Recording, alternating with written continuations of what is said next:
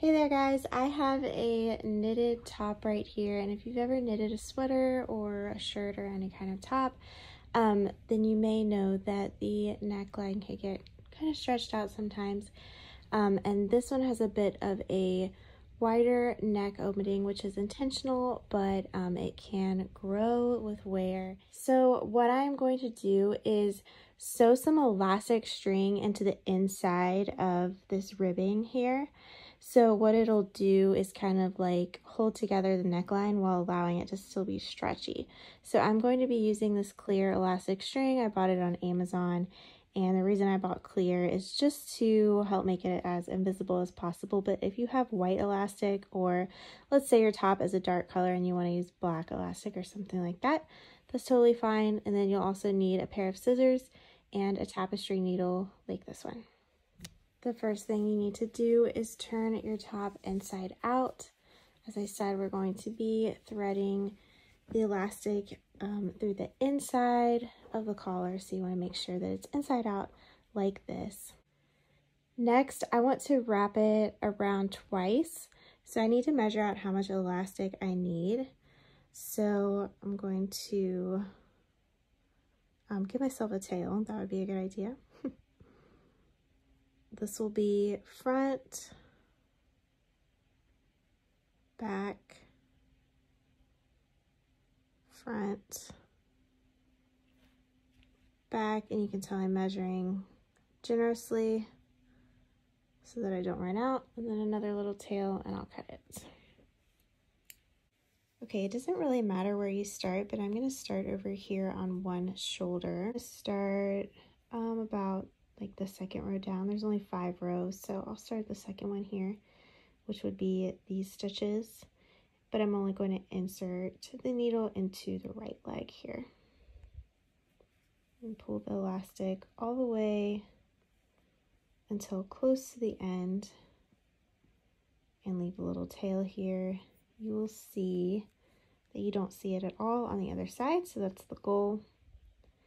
And then I want to anchor it here, so I'll just go back through again.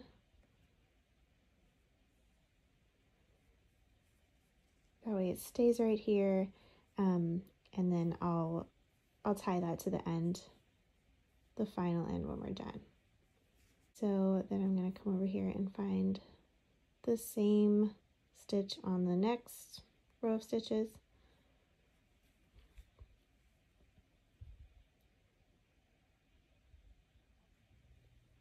And then keep doing the same thing.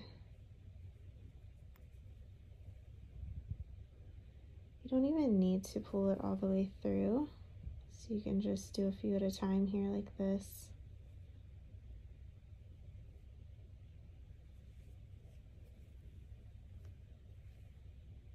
All right, here I am at the point where I started.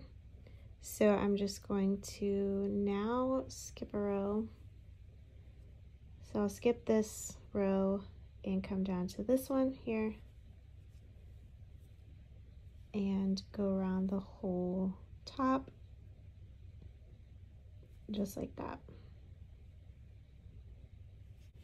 I'm just going to turn it over now and double check that you can't see it on the front, and you can't, so that's good.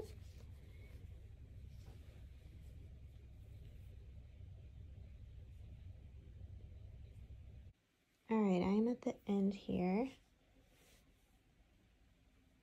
I'm going to, okay, it looks like this one got pulled a little bit, but that's okay. It didn't come out, but that was a close call. So I still have a little end here. And I didn't really tighten my elastic very much because this neckband hadn't been stretched out yet. But if yours is stretched out, you'll want to adjust the elastic to the point where you like it so that it's makes it a little bit smaller. And now I'm just going to tie these two ends together. Okay, so I ended up doing, I'm not sure what they're called, but this type of knot, like a slip knot, I guess. Because a traditional knot was not holding and it just came right out. So I'll double knot it like that, and that should stay.